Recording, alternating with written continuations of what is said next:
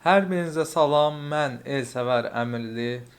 Bugünkü videomuzda keçən videonun davamını çəkirik. Keçən videoda bit nədirdən danışmışdıq. Bugünkü videomuzda isə ASCII, Unicode nədir, ASCII Unicode necə yarandı, bunlardan danışacağıq və əlavə olaraq mətni informasiyanın həcmi necə tapılır, bundan danışacağıq.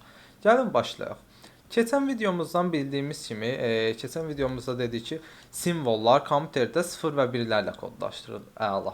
Məsələn, mən A simvolunu bu formada kodlaşdıra bilərəm. B simvolunu kompüterdə bu formada tutaq ki, belə olsun da kodlaşdıra bilərəm. Yaxşı, belə bir problem yarandı. Nə problemdir? Məsələn, Azərbaycanda və Amerikada yaşayan 2 şəxsdir. Azərbaycanda yaşayan A simvolunu belə kodlaşdırır, Amerikada yaşayan A simvolunu belə kodlaşdırır. Əla. Onda belə çıxır ki, Azərbaycanda yaşayanla Amerikada yaşayan A simvolları fərqlənəcək və bunlar A simvolundan ibarət bir-birinə mesaj atanda düzgün olmayacaq. Məsələn, A simvolu tutaq ki, F simvolu kimi görsənəcək. Ortaq kodlaşdırma metodundan istifadə eləmirlər. Yəni ortaq kodlardan istifadə eləmirlər deyə belə bir problemlə qarşı-qarşıya olduq və tarixdə həmişə olduğu kimi bir problem olanda yeni belə deyim icadlar, yeni şeylər ortaya çıxır və bu problemi də aradan qaldırmaq üçün Amerikada bir qurum yığıldı və ASCII standartı deyə bir standart yaratdılar. Nədir bu ASCII standartı? ASCII standartında eynən bu problemin qarşısı alındı.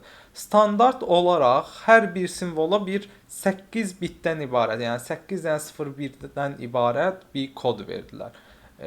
Və bu formada nəyi əldə eləmiş oldular? Onlar Azərbaycanda yaşayan da, Amerikada yaşayan da A simvolunu yazanda eyni cür kodlaşdıracaq kompüterdə və Azərbaycandakı A ilə Amerikadakı A eyni A olmuş olacaq. Bu problemin qarşısı alındı. Və buradan gəlin qeyd edək. ASCII-də dedik ki, bir simvol oldu nə qədər? 8. Yəni bir simvol 8 bitlə kodlaşdırıldısa, onda deyə bilərik ki, bir simvolun informasiya həcmi oldu 8 bit. Əla. Onda belə çıxır ki, ASCII-də maksimum neçə simvol ola bilər? 256 dənə simvol. Çünki keçən dərsimizdən də bildik ki, 8 bitdə 2/8 dənə vəziyyət kodlaşdıra bildik.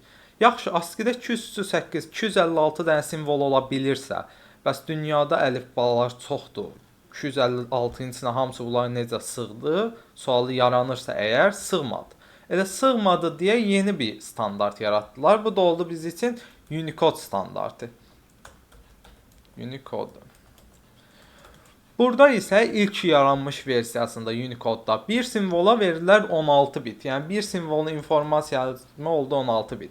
Və Unicode'da da 216, yəni 65536 dənə simvol kodlaşdırmaq mümkün olacaqdı.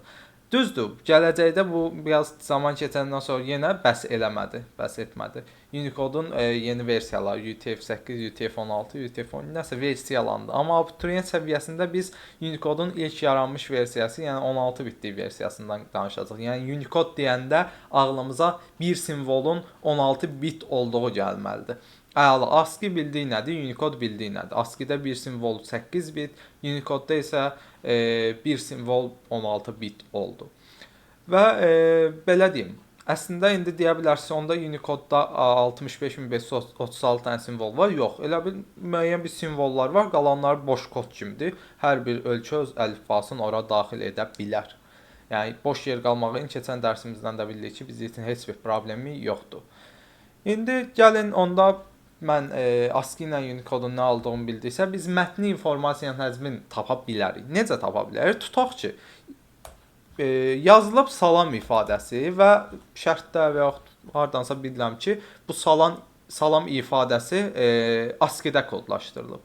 Mətni informasiyanın həcmini tapmaq üçün bu nəyə bənzəyir? Məsələn, 10 dənə eyni çəkidə alma var. Mən opsiya almaların çəkisini tapmaq istəyirəmsə, bir dənə almanın çəkisini opsiya almaların çəkisinə vuraram və ümumi kütləni əldə eləmiş olaram. Burada da belə deyim, mətni informasiyanın həcmini tapmaq üçün belə bir düstur yaza bilərik onda. V mətni informasiya bərabərdir n simvol vurulsun V simvol. Yəni simvolların sayı, burada simvolların sayı neçədir? 5. 5 vurulsun bir simvolun həcmi. Yaxşı, bu V simvol nədir və hardan gəlir? V simvol bir simvolun həcmi. Bu mətnin kodlaşdırıldığı standartdan, yəni əlifbadan asılıdır. İndi mətnimiz əgər Unicode-da kodlaşdırılsa, bir simvolun həcmi olacaq biz üçün 8 bit və mən 5-i 8 bitə vuraraq ümumi həcmi tapmış olacağam ki, bu 40 bit imiş. Salam ifadəsi Unicode-da 40 bit informasiya həcminə sahib olur. Daha doğrusu ASCII-də. Unicode-da kodlaşdırılsaydı 16 vurulsun 5 bit olacaqdı bu formada. Və nəzərinizə çatdırmaq istəyirəm ki, indi növbəti dərslərimizdə buna daha geniş toxunacağıq.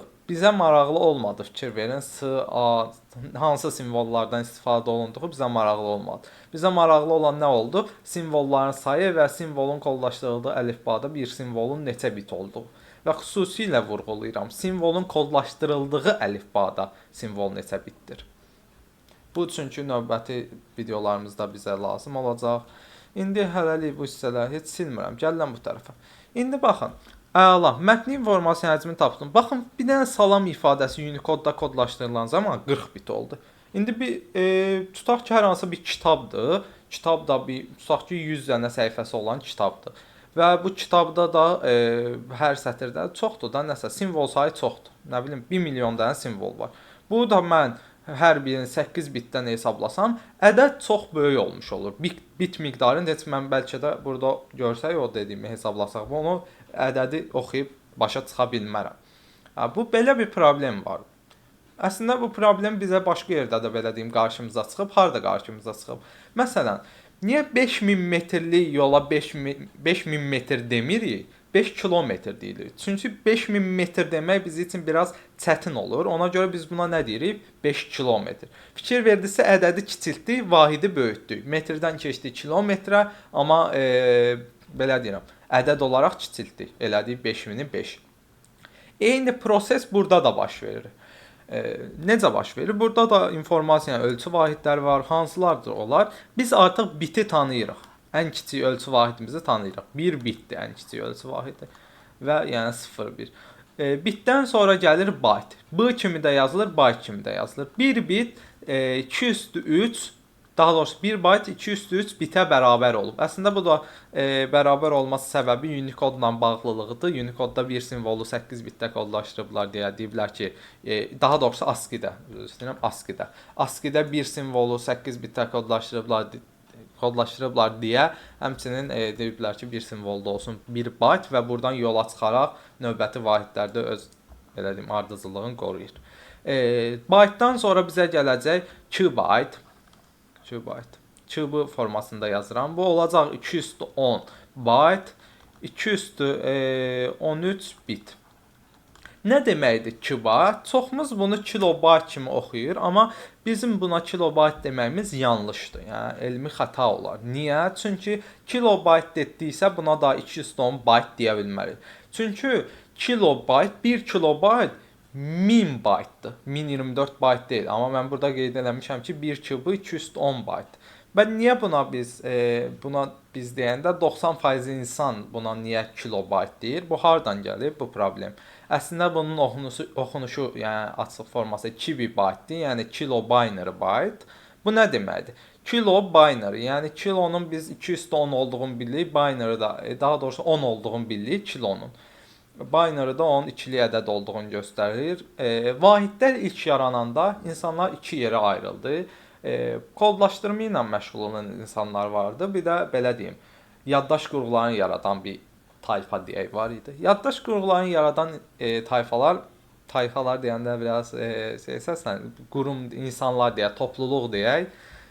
Dedilər ki, 1 kilobayt olsun 1000 byte. Və özləri üçün rahatlıq üçün bunu elədilər. Amma kodlaşdırma ilə məşğul olan insanlar isə ikinci qüvvətləri ilə çox işlədiklərinə görə onun 210 byte olmasını istədilər və belə bir ayrıcalıq yarandı. Bu ayrıcalıq nəyə gətirib çıxartdı? Məsələn, biz getsək bir mağazadan 512 GB-lıq bir yaddaş kartı alsaq, bir SSD alsaq, fərqi yoxdur, flash kart alsaq. Əla, bu flash kartı gətirib mən öz kompüterimdə taxıb açsam, görəcəm ki, o 512 deyil. Amma üstündə yazılıb 512. Məndə nə kimi görsənəcək? Məndə az görsənəcək də 490 neçə görsənəcək. Bu fərqin yaranma səbəbi də bundan asılıdır. Yəni yaddaş qurğularında 1 kübü 1000 byte kimi gedir, amma əməliyyat sistemləri bunu 1 kubunu 210 byte kimi qəbul edir deyə orada bir fərq yaranır. Yəni qısaca kibayt kilobayt demək deyil. Bizdə informatikada əslində bunun doğru oxunuşu kibibayt ya kibayt da deyə bilərik. Yaxşı olar ki, kibibayt deyək. İndi mən də arada ola bilər çaşıb kilo deyirəm. Biz çünki belə öyrəşmişik, amma gəlin doğrusunu da bilək. Kibaytdan sonra bizdə var mbyte. Mbyte nədir? Megabyte əslində maybe binary byte, yəni megabinary byte deyil, megabyte düzünü oxunuşu, megabyte yox. Mbyte deyə bilərik. Bu da yenə eyni qayda ilə kibibaytda olduğu kimi 2 üstü 10 kibayta, 2 üstü 20 bayta, 2 üstü 23 bitə bərabərdir. 2 üstü 23 bit. Sonra bizdə var gigabyte. Gigabyte 2 üstü 10 nəyə? Mbyte-a 2 üstü 20 kibayta, 2 üstü 30 bayta, 2 üstü 33 bitə. 2 üstü 33 bitə. Əla. Yenə eyni qayda ilə həm kibibaytda olduğu kimi megabaytda ümumiyyətlə bunları necə yadda saxlaya bilərik? Meganı biz bilirik ki 220 deyil. 220-ni qoysan m-in yerinə. M sadəcə elə bil 220-ni kodlaşdırıb da. M-in yerinə 220 qoysan olacaq 1 vurulsun 220 byte və mən sürətli keçid etmiş olacağam byte-a. Yaxşı, bunun davamı da var. T-byte yadda var. Onları qeyd eləmirəm. Belə niyə qeyd eləmirəm? Çünki fikir versəniz, bitlə byte arasındakı fərq 2 üstü 3 dəfədir. Qalanların bir-biri ilə arasındakı fərq 2 üstü 10 dəfədir hamısının. Biz əgər ardıcıllığın yadda saxlasaq, yalnız bunların ardıcıllığın yadda saxlasaq, biraz yaxınlaşdıraq və aralarındakı fərqin neçə dəfə olduğunu bilsək, sürətli şəkildə birindən digər vahidə keçid eləyə bilərik. Əlavə nəsə yadda saxlamağa ehtiyac olmaz. Necə keçid edərik? Məsələn, bizə verib ki, 5 megabyte. 5 megabyte. Əla, bunu keçmək istəyirik, tutaq ki, byte-a. Mən bir dənə yadda saxlamalıyam bu ardıcıllığı. Bu ardıcıllıqda əgər aşağıdakı vahiddən yuxarıdakı vahidə keçirəmsə, ardıcıllıq olaraq aşağıdan yuxarı, onda vuracam. Və yaxud bunu belə də yadda saxlaya bilərik. Megabyte-dan byte-a keçirəmsə, vahid olaraq kiçik vahidə keçirəm. Deməli, ədədim böyüməlidir. Deməli, vuracam. İki hal var. Ya vururam, ya bölürəm. Vahidlər arasında keçid edən zaman. Deməli, aşağıdan yuxarı gedirəmsə, vururam. Megabyte-dan keçirəm byte-a. Deməli, 2 üstü neçəyəsə vuracam. Əla. Neçəyə vuracağımı necə müəyyən edirəm? Megabyte-dan əvvəl 2 byte var idi. Demişdik ki, yalnız bitlə byte arasındakı fərq 2 üstü 3 dəfədir. Qalanların bir-birinin aralarındakı fərq 2 üstü 10 dəfədir. Deməli, megabyte-dan 2 byte-a keçəndə 2 üstü 10 orada var. 2 byte-dan da byte-a keçəndə 2 üstü 10 da orada var. Deməli, ümumilikdə 2 üstü 20-yə vuracam. Neçəni? 5-i. 5-i vuracam 2 üstü 20-yə. Olmuş olacaq 5 vurulsun 2 üstü 20 byte. Əgər bitə keçəsi olsaydım 2 üstü 20 bura kimi, buradan bura 2 üstü 3. 5-i vuracaqdım 2 üstü 23-ə, keçmiş olacaqdım bitə. Keçmiş olacaqdım bitə. Yəni, bu formada vahidlər arasında, yəni yuxarıdan aşağı gələsi olsam, kiçik vahiddən böyük vahidə keçmək istəsəm, sadəcə böləcəm. Məsələn, 2 üstü 33 biti çevirmək istəyirəm. Nəyə çevirim? Tutaq ki, 2 byte-a çevirmək istəyirəm. Bitdən sonra byte olduğunu bilirəm. Bitlə byte arasındakı fərq 2 üstü 3-dür. Byte-la da 2 byte arasındakı fərq 2 üstü 10-dur. Ümumilikdə deməli 2 üstü 13-dür aradakı fərq. 2 üstü 13 dəfədir. Bitdən 2 byte-a keçirəmsə, böyük vahidə keçirəm və yaxud ardıcıllıqda yuxarıdan aşağı gəlirəmsə, bilirəm ki, bölürəm. Nəyə böləcəm? Heç nə. 2 üstü 23-ü, 33-ü böləcəm nəyə? 2 üstü 13-ə. Bunu 2 üstü 13-ə böləcəm və əldə eləmiş olacam nəyi? 2 byte. Yəni, bu formada vahidlər arasında keçid edə bilərik. Bunlar da belə. Bizdə əlavə olaraq indi qarşımıza mbit, qbit formasında da çıxacaq. Bunları da necə çevirmək olar danışacağıq. Baxın, artıq biz mətni informasiya həcmini necə tapa bilərik, tapdığımız həcmi bitdən digər vahidləri necə keçə bilərik bildik. Və əlavə olaraq qeyd edeyim ki, əlavə olaraq deməyək, elə mövzuya aiddir bu. Nə? Fizikadan yəqin ki, çoxumuza tanışdırır. S bərabərdir VT düsturu. Bu düstur nədir? Heç nə, yol bərabər gedilən zaman vurulsun sürət. Bu düstur, belə deyim, informatikada da istifadə olunur. Nə formada istifadə olunur? Yəni o deyim. Biz S-i orada əvəzləyəcəyik V ilə. İnformasiyanın miqdarı, yəni informasiya həcmi bərabərdir informasiyanın ötürülmə sürəti vurulsun informasiyanın ötürülmə zamanı. Yəni S bərabərdir VT. S-i prosta V ilə əvəzlədik. Başqa heç nə. Əslində elə S bərabərdir VT kimi də yazıb həll edə bilərik. Sadəcə S-in burada nə kəsb elədiyin, hansı mənada olduğunu bilməliyik. İnformasiyanın miqdarıdır. Gəlin belə deyim, bir-iki nümunə üzərindən bu danışdıqlarımızı möhkəmləndirək. Mən nümunə göstərmək üçün Array Tədris Mərkəzinin informatika test bankından istifadə edəcəm və bu test bankda hər birinizə məsləhət görürəm. İnformatikanı əgər həqiqətən öyrənmək istəyirsinizsə, baxın, deyir ASCII-də kodlaşdırılmış informatics 1-2-3-4 ifadəsinin informasiya miqdarı nə qədərdir? Dırnaq işarələri nəzərə alınmır. Əla. Mən ASCII-də kodlaşdırıldığını deyir mənə. Mən bildim ki, onda ASCII-də kodlaşdırılan, bayaq danışdıq ki, ASCII-də kodlaşdırılan bir simvol 1 byte və yaxud 8 bitdir. Yazıram 1 byte.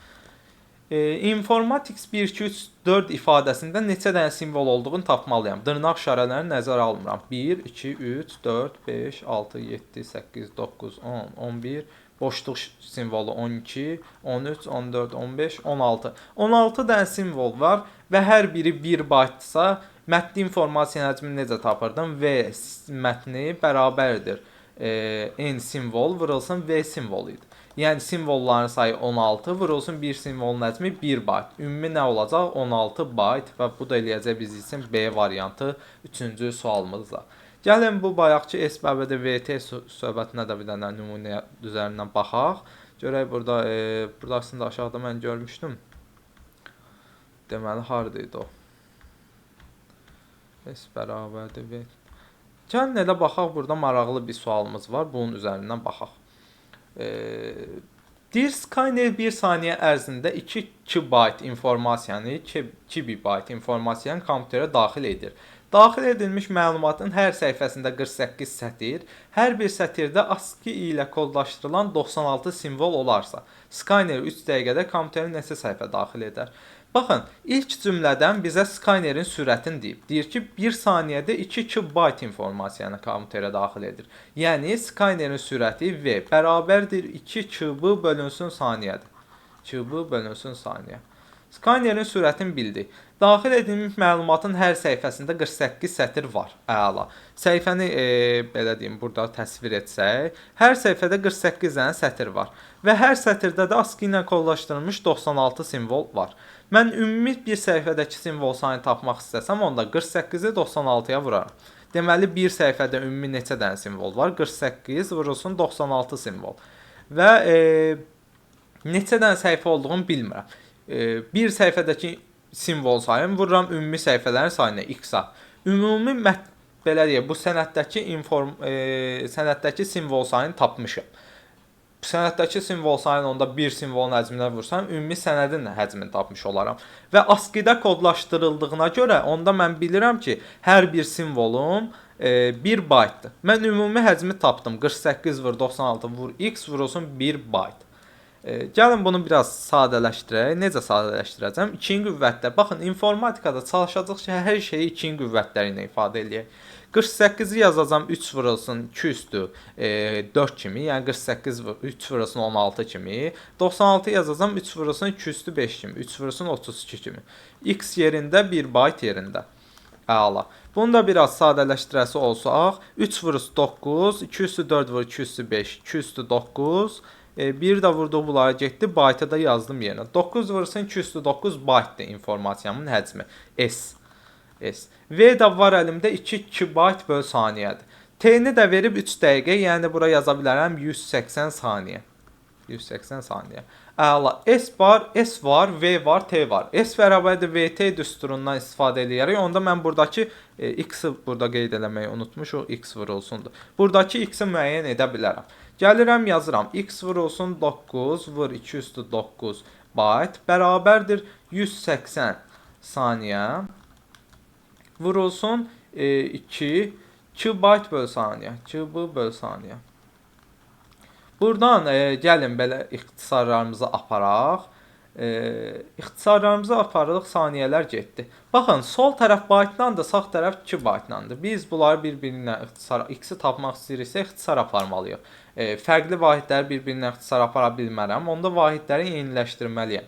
2 byte-dan byte-a keçmək istəyirəmsə, 2 byte-dan ardıcıllığı, bayaqçı ardıcıllığı yadıma saldım. Byte-dan sonra elə 2 byte gəlirdi. Onların arasındakı fərq nə idi? 210 dəfə. 2 byte-dan byte-a, yəni aşağıdan yuxarı keçid eləyirəmsə, aşağı deyəndə sıralamaya uyğun aşağı. Aşağıdan yuxarı keçid, yəni böyük vahiddən kiçik vahidə keçirəmsə, deməli vuracam. Neçəyə vuracam? 210-a.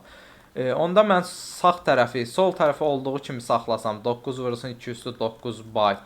Sağ tərəfdə 180 vurulsun 2 vurulsun 210 byte olaraq ifadə edə bilərəm. Bytelar ixtisar gedəcək.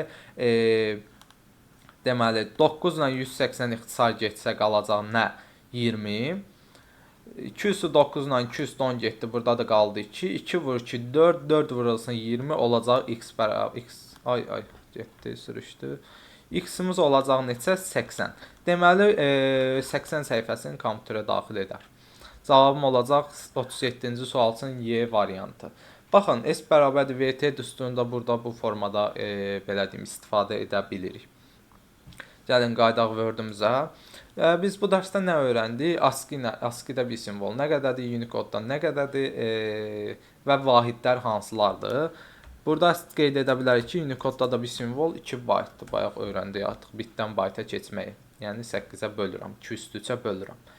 Növbəti dərsimizdə nə danışacağıq? Növbəti dərsimizdə N simvollu əlifba nədir, minimum simvollu əlifba nədir? Bu mövzulara toxunacağıq və mətni informasiyanın kodlaşdırılmasını növbəti dərsimizdə tamamlayacağıq və keçid edəcəyik nəyə? Qrafik informasiyanın kodlaşdırılmasına. Yəqin ki, qrafik informasiyanın kodlaşdırılması bizdə 1 və ya 2 dərs olar. Sonra ardıcıl olan mövzularımıza davam edəcəyik, say sistemləri və digər mövzular. Onlayn dərslərimizdə belə deyim iştirak etmək üçün aşağıda gördüyünüz nömrə ilə əlaqə saxlaya bilərsiniz. Növbəti videolarımızda görüşmək ümidi ilə sağ olun, salamat qalın.